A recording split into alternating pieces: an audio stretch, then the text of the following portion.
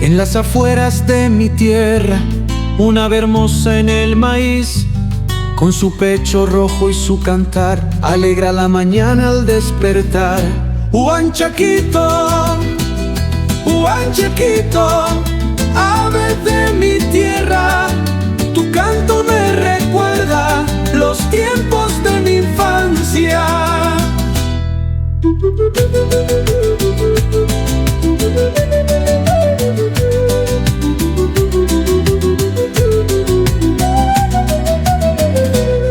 En la chacra de Rumuco te veía volar y cantar, mientras cosechaba el maíz con mis abuelos al trabajar.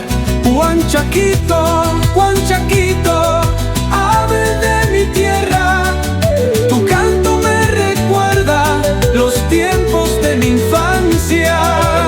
Tu silbido en la montaña me lleva a esos días de juegos y travesuras en la chacra de mi abuelo.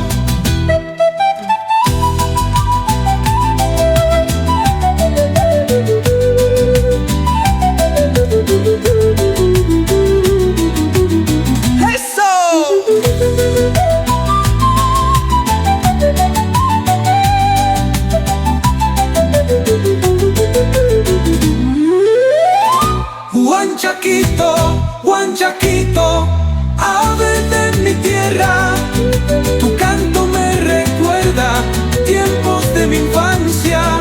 Huanchaquito, Huanchaquito, tu canto es mi alegría, tu recuerdo mi esperanza de volver a mi tierra querida.